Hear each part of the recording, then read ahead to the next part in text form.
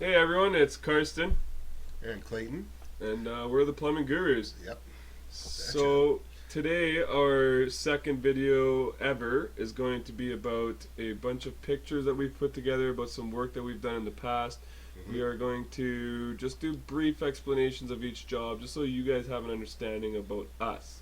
Yeah. And also, to show, we kind of know what we're doing. A little bit. A little bit. Kind of, Here and there, we do a little bit of plumbing. But please subscribe. And if you guys got any questions, we'll be sure to answer them as soon as we can. And comments too, good and bad. We'd appreciate both. Yeah, and we are going to be, our next video for sure will be a proper tutorial, and we don't know exactly what we're going to do yet, so if you want to put some comments and suggestions of what we can do, something that maybe that's wrong at your house and that you're willing to do yourself and you want to learn, please ask us and we will do our best to do a video as soon as possible. Absolutely. Okay, let's get into this. Oh, hello, a couple handsome dudes. Yeah. So anyways, on to the next. What do we got here? Well, Clayton, this is a just a hydronic heating panel that runs off of my hot water tank, and essentially Heats your basement. it heats my basement for comfortable heat. Yeah. Because forced air just isn't quite comfortable enough in a basement, and cookie cutter houses have garbage systems. So, like I said, it runs off of my hot water tank. It feeds off of that, runs into my basement into these little loops here, and the biggest thing here that we want to show you on this picture is when you're doing hydronic heating in the floor, you want to make sure you stay away from your toilet anywhere from, let's just say, 10 inches. You just got to keep clearance for that wax seal so it doesn't melt. It's just some other in Florida. It's the same job that he just had there. This is in the basement, and he's put his sheeting above the floor. So Yeah, it's so a little different than standard. I built it on top, yep, and because I had concrete in the basement and I didn't have in-floor in it, so I just went upon myself to do this. It was a ton of work, cut a lot of wood, a lot of blood, sweat, and tears, and that's just the pipe sitting inside there. So let's move on to this next hydronic heating. So this is another above floor. This is the second level. It looks like. Yep. Some in-floor heating that's laid on some 6-inch mesh with some rebar. The 6-inch mesh makes it a lot easier to put your install your pipe so that it has like nice loop ends, and it also helps with gauging your 12 and 6 inch, or your 12 to 6 inches, or whatever you need for your spacing. And that's what those orange marks are. We map things out, do a lot of measuring and planning before. We don't just lay the pipe down. We plan and make sure everything works out. Let's show a basement install here. Well, here's a basement one. Yeah. So in this one, this is just a basement in concrete. Again, this is just rebar, no mesh. You can see the little orange dots and how our pipes are all landing on top of it. So that's all the pre-planning. We make sure we know exactly what we're doing before we lay the pipe, so that when we do lay the pipe, it goes smoothly.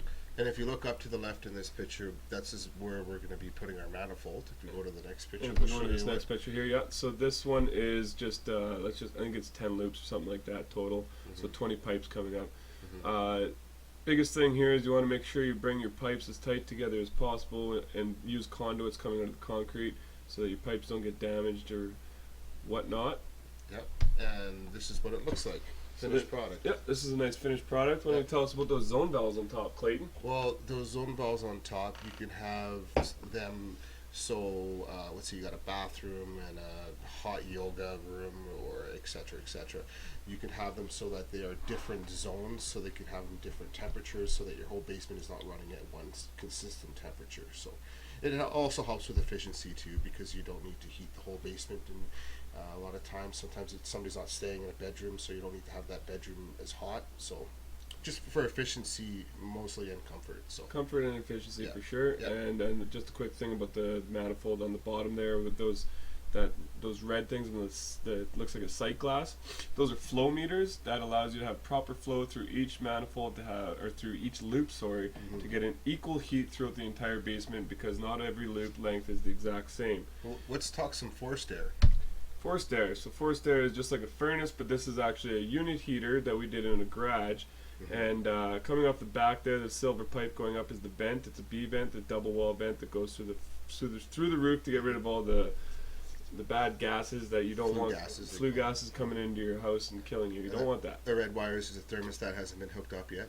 Yeah, so that red wire there sitting at the back is just, it runs over to a thermostat, and we just, in this picture, it's not tied in. Very basic. Super basic system here, and we do lots of them. And then this next picture, Clayton, what's this? You're the drainage Yeah, I'm a expert. drainage guy. So this is what we call a mainline backwater valve, and it's installed to the service at usually close to the foundation of the house. And what it does is it protects your house from backups from the city, and that's about it. Very important. In a nutshell, it protects you from poop coming up through your floor Yeah, drains. very important. Yeah.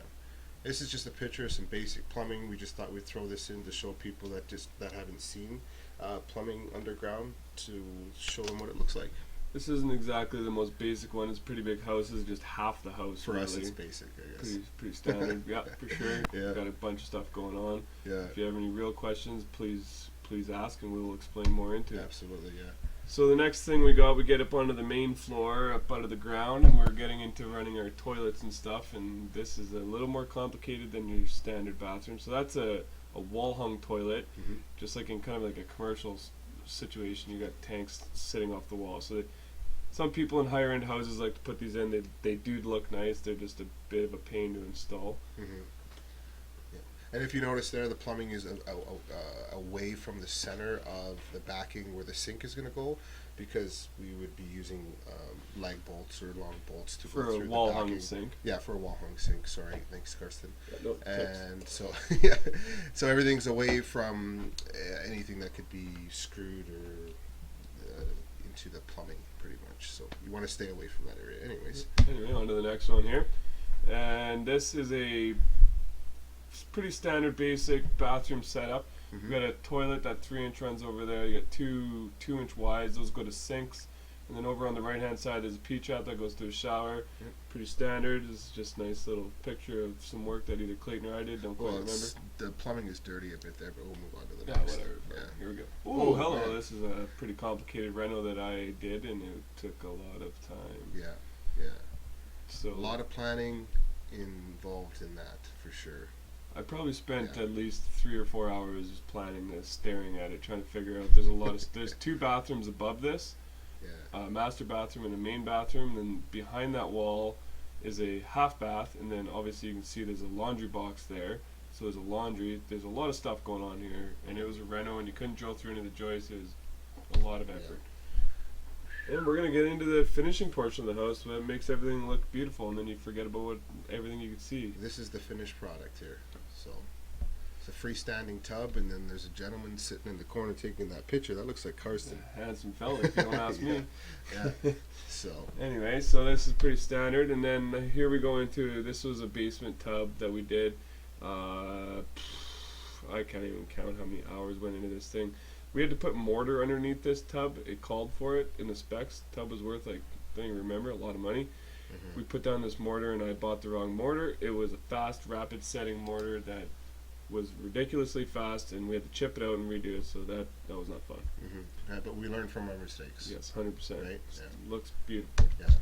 Okay, so here's another picture. Why don't you tell us about this one, Clayton? You're a Well, part it of looks this. like, was I a part of this? That looks like a flush mount rain head there in the shower with the slide bar, volume control with a built-in diverter maybe, or is that a diverter on top? I can't really see. Anyways, and then it's got a bathtub there with a nice tub filler, and We put the water in there Yeah. after we silicone it, so nothing gets moved if somebody kicks it. Just we silicone the bottom to get the finished look, so no water gets underneath. And the water in there right now is just holding it till the silicone sets. Yeah. So, anyways, this will be the end of our video, and as you can see here, we would like you to please subscribe one more time if you haven't done it from the beginning and you made it to the end of this video of our lovely pictures and explanations. And then also there's just like, if you happen to live in Calgary, KPN Plumbing, you're not willing to do it yourself, give us a shout. Absolutely. And if you got any questions again or comments, please underneath just write your comments. Drop us a line. questions. Yeah, we would love to hear from you guys.